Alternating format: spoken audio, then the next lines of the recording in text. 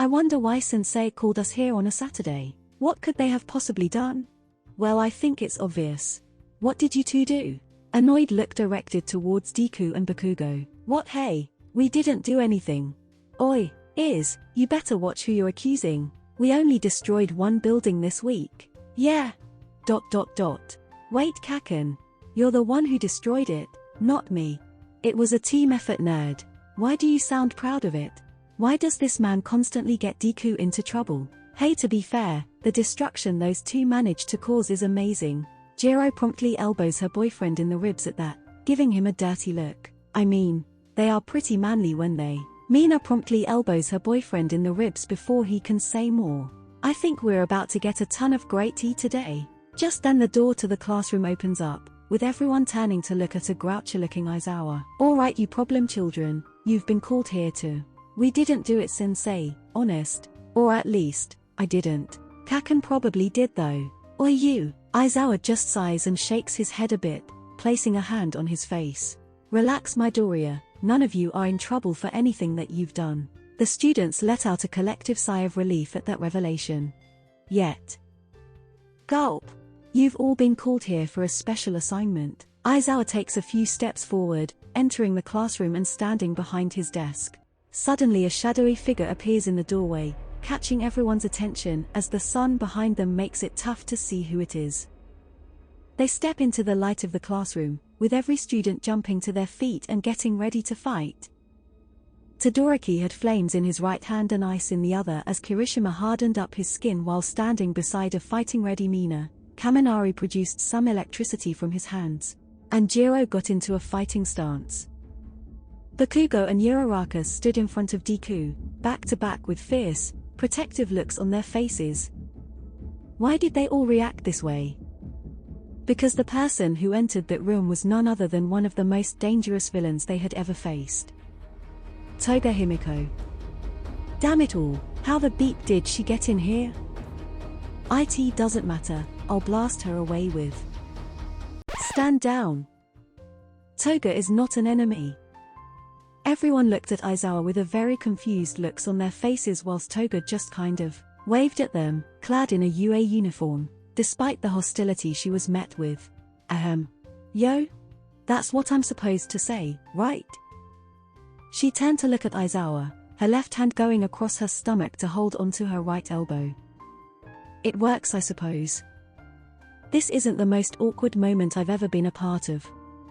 She rolled her eyes as she sarcastically mumbled, shifting her weight to her back foot. Aizawa sighed, shaking his head before glaring at everyone, at which point they finally calmed down and straightened up. Bakugo and Uraraka looked at each other with narrowed eyes that say I would have protected him on my own, thank you. Deku meanwhile just looks on obliviously like why are they looking at each other so aggressively? Focus Percy and Leo. This is a what if, not a Bakudeku video. Sorry. While you're here though, you should subscribe to the channel if you're enjoying this and force Percy and Leo to do a voice reveal at 1000 subscribers. Aizawa watched as everyone returned to their seats before gesturing toward Toga.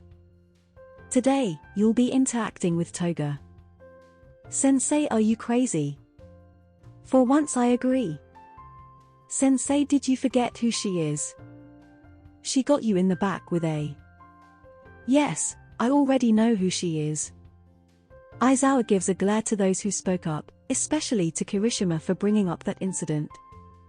But Sensei, she's been chasing after Deku for so long, and she's... I know.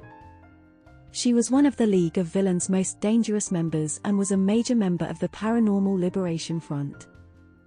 However, after she was captured, we began to work with her to see if we could help her.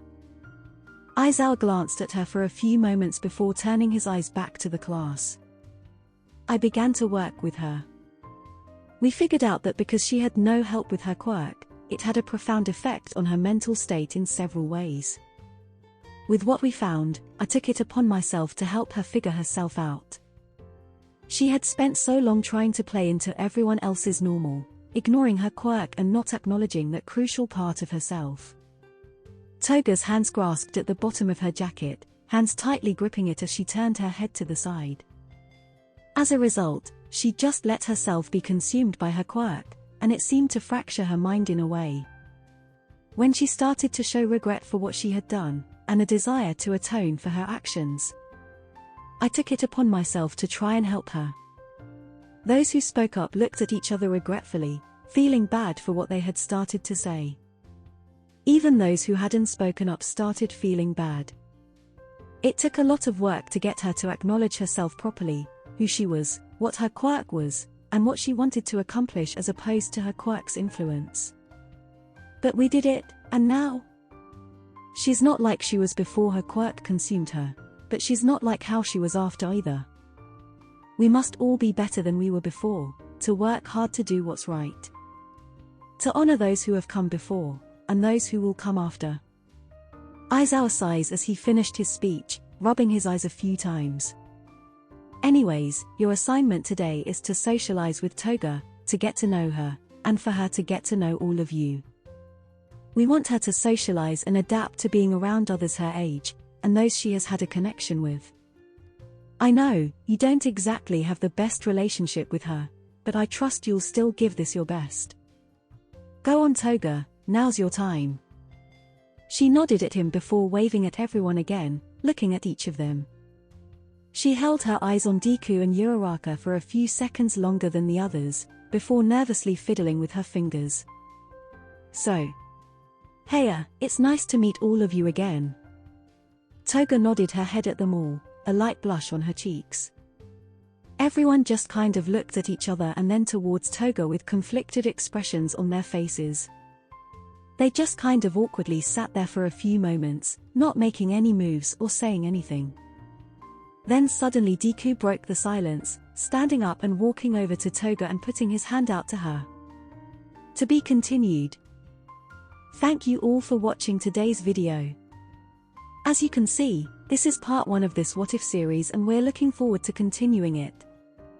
If you enjoyed this part, be sure to hit the like button and the subscribe button, ring the bell, and go check out the last video where Mina took Truth Serum and revealed tea. Happy New Year to you all, and let 2023 be an amazing year. That's all for now, and we'll see you in the next one.